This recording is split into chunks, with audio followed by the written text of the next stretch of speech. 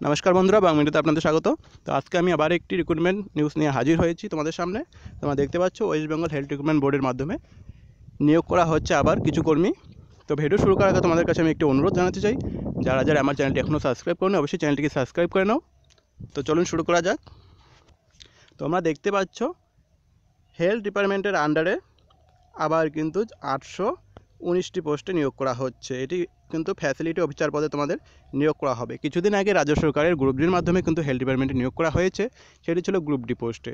তো এবার কিন্তু তোমাদের ফ্যাসিলিটি ম্যানেজার পদে নিয়োগ করা হবে। এই পোস্টের যোগ্যতা কী দরকার, কত কোয়ালিফিকেশন দরকার, বয়স কত হতে হবে এবং কবে থেকে অ্যাপ্লাই শুরু হবে সবই আমি ডিটেলসে বলে দিচ্ছি। এটি কিন্তু তোমাদের ডাইরেক্ট রিক্রুটমেন্ট, ঠিক আছে। এটি কোনো ডাইরেক্ট রিক্রুটমেন্ট, কোনো প্রিলি এক্সাম নেই। তোমাদের মার্কসের ভিত্তিতে কিন্তু তোমাদের ডাকা হবে। টোটাল যে তোমরা পোস্ট দেখতে পাচ্ছ 819টি, এর কিন্তু 20 গুণ প্রার্থীকে ডাকা হবে, 20 গুণ প্রার্থী। আর তোমাদের অ্যাপ্লাই কিন্তু শুরু হচ্ছে ফেব্রুয়ারির 14 তারিখ থেকে। এখনও খানিকটা সময় আছে।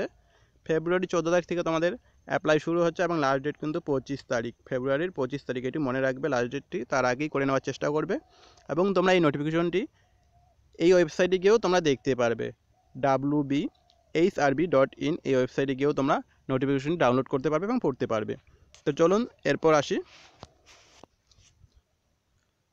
তো এই পোস্টে কিন্তু তোমরা দেখতে পাচ্ছ আনরিজার্ভদের জন্য কিন্তু 424টি ভ্যাকেন্সি আছে। আনরিজার্ভদের জন্য তাদের 424টি ভ্যাকেন্সি আছে।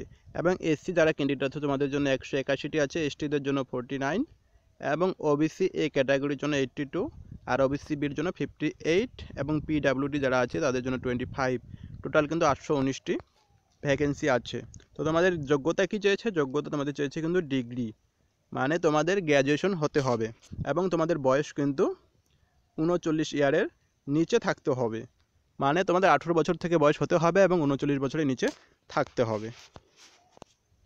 আর যারা যারা ইউআর এবং ওবিসি এ এবং ওবিসি বি আছো, তোমাদের কিন্তু 160 টাকা দিয়ে অ্যাপ্লিকেশন কিন্তু ফিল আপ করতে হবে ফর্ম।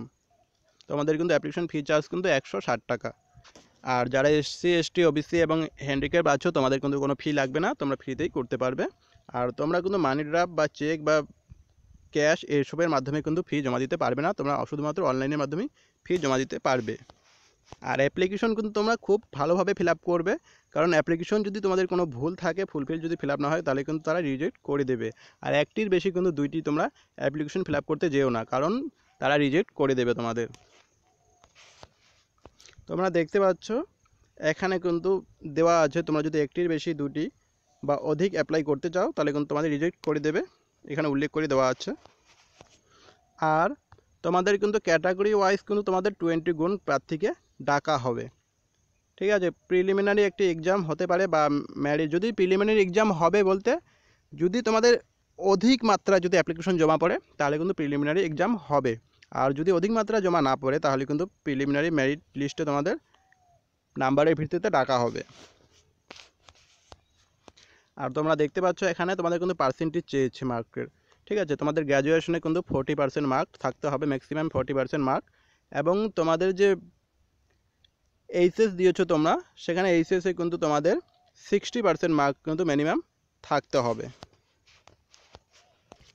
তোমরা দেখতে পাচ্ছ এখানে তোমাদের এইচএসে কিন্তু তোমাদের 60% মার্ক থাকতে হবে এবং গ্র্যাজুয়েটে তোমাদের 40% মার্ক থাকতে হবে। এবং তোমরা যেসব লিস্ট তোমরা সিলেক্ট হবে, তোমাদের কিন্তু এরপর 5 গুণ প্রার্থীকে কিন্তু তোমাদের ইন্টারভিউয়ের জন্য ডাকা হবে। তো থ্যাঙ্কস ফর ওয়াচ।